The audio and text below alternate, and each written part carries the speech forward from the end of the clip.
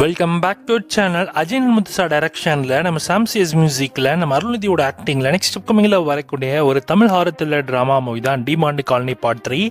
Finally இந்த படத்துடைய part 3க்கான first look poster இப்போ லான்ச் பண்ணியிருக்காங்க. போஸ்டர் பார்க்க நல்லாவே இருக்குது. ஸோ 95%க்கான ஷூட்டிங் எல்லாமே இப்போ கம்ப்ளீட் பண்ணிட்டாங்க. ரிமைனிங் 5%க்கான ஷூட்டிங் மட்டும் தான் இன்னும் பெண்டிங் இருக்குது.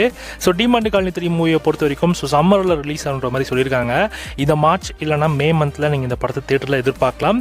ஸோ படம் வந்து ஃபர்ஸ்ட் லுக் போஸ்டர் பார்க்கறதுக்கு செம்மையாக இருக்குது. டிமாண்டியாக நம்ம அருள்நிதி வராது போல்.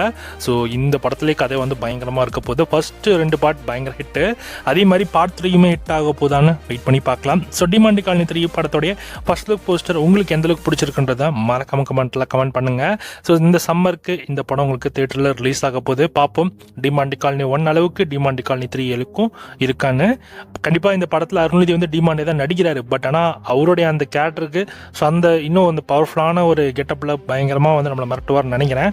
ஸோ பொறுத்து இருந்து பார்க்கலாம். டிமாண்ட் காலனி 3 படம் இப்போ வருகின்ற சம்மருக்கு தேட்டர்ஸில் ரிலீஸ் ஆகுது. ஸோ ஃபர்ஸ்ட் லுக் போஸ்டரை பற்றின உங்களோட கருத்துக்கள் என்ன அப்படின்றத மறக்காம கமெண்ட்டில் ஷேர் பண்ணுங்கள்.